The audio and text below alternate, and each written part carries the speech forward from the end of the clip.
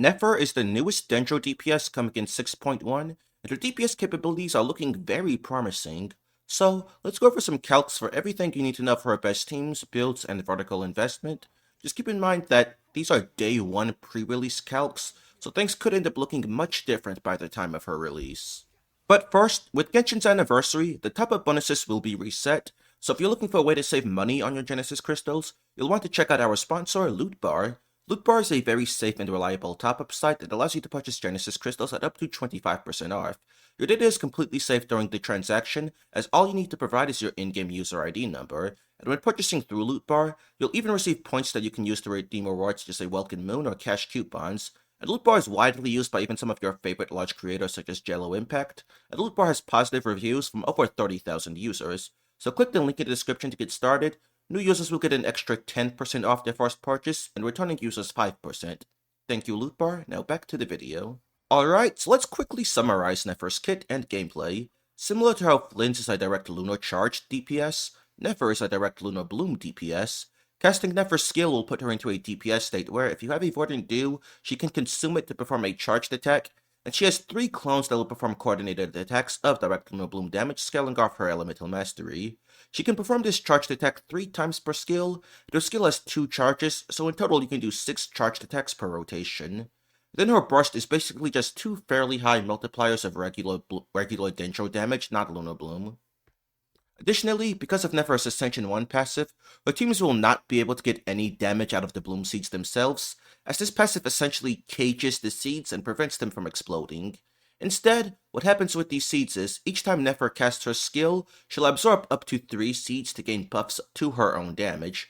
For each seed absorbed, she gains a stack of multiplicative damage of up to 10% for her charged attack. That includes the direct Lunar Bloom damage from the clones, so that's a huge 30% damage increase. And then when Nefer casts her burst, she will consume these stacks to gain a ton of damage bonus on it, making it a much better nuke.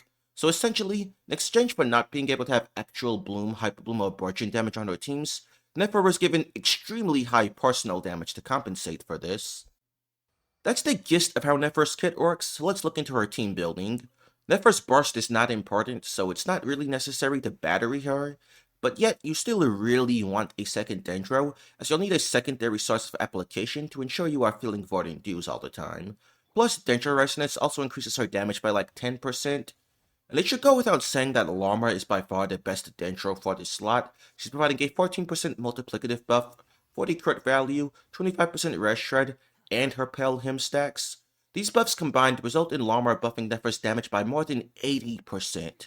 For reference, niche buffers like Farazan, Chevers, and the Yansan buff their respective DPS's damage by about 60 to 65%, so Lauma buffs way more than even those characters.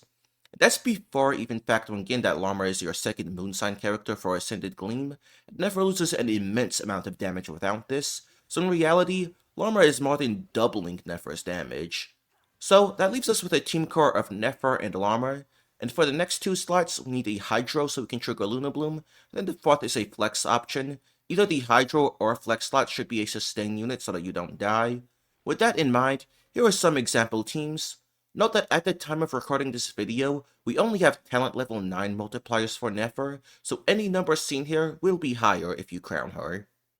Nefer, Lauma, Yelan, and Zhongli is going to be my general most recommended option for now. Seeing Zhongli recommended in the big 2025 might feel weird, but the power level of the sustained options right now is just so low that he ends up calculating the best, although keep in mind this is assuming his pillars hit consistently enough to maintain either SMS the new support set or Deepwoods buffs. Nefer can be used instead of Zhongli. Unfortunately, in double Dendro, you're pretty much never going to have Thundercloud uptime, making Nefer's personal damage very low here, especially since she can't even get Hyper Blooms. But she still provides a shield, an EM buff, and applies Electro so that you can get some spreads on Nefer. This is enough value for Nefer to be about equal to Zhongli here, despite missing out on more than half her kit. Now, if using Farina as your Hydro, you'll want that sustain unit to be a healer instead.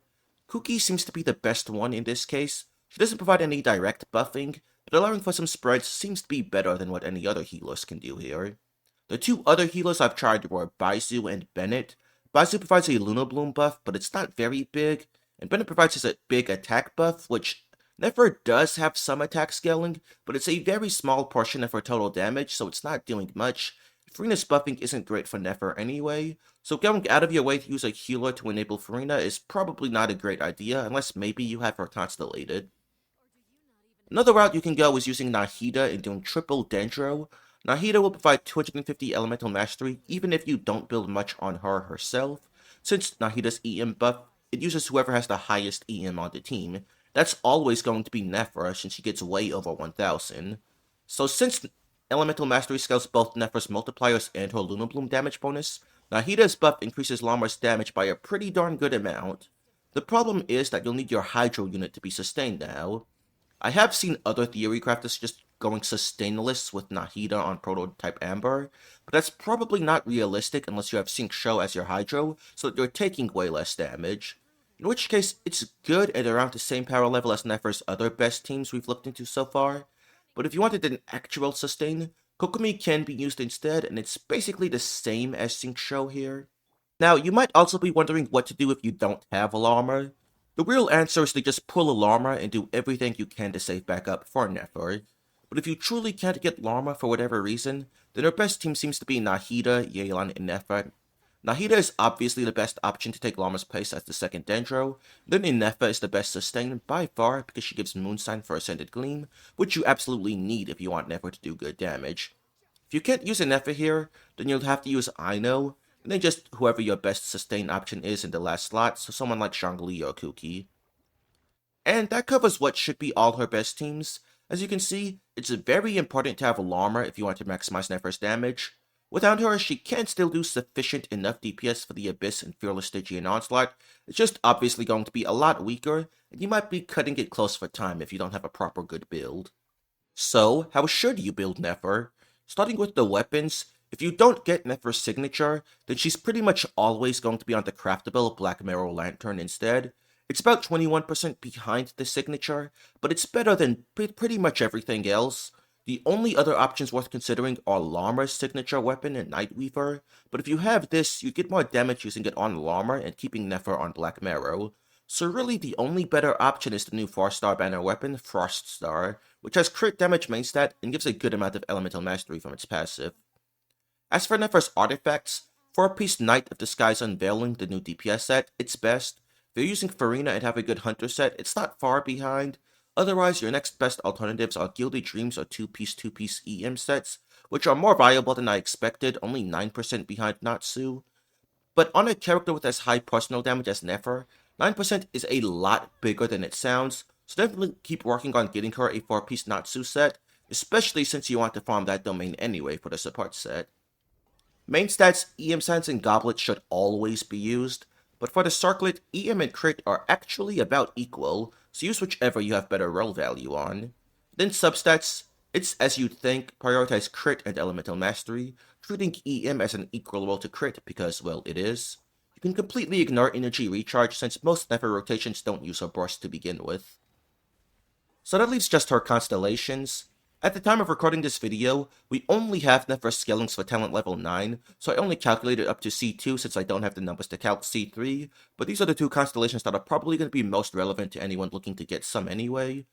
The C1 and C2 are rather simple constellations. C1 makes the base damage of her Lunar Blooms higher, and C2 lets her absorb up to 5 blooms instead of 3 for a 50% multiplicative buff instead of 30%.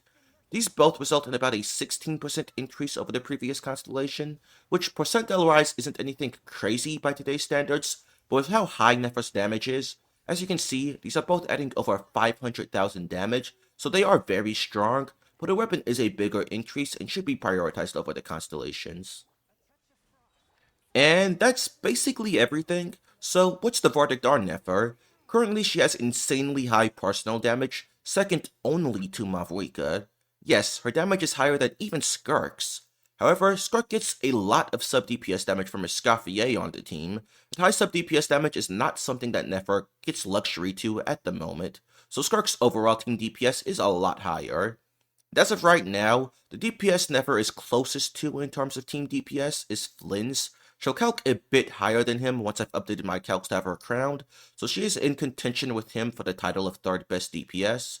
Currently, Nefer's main issue is lack of properly good teammates. Since we don't have a proper good hydro for lunar teams, their sustain options are very not great either. But this just means she has pretty good room to get even stronger in the future, which is honestly kinda scary considering how high her damage already is, so I wouldn't be surprised if she ends up getting nerfed. And that's all for now, so if you found today's video helpful, please consider subscribing to the channel, also leave a comment letting me know your thoughts. You can also join my Discord to communicate with me and my community directly, link in the description. Thanks, goodbye. Darkness, take control.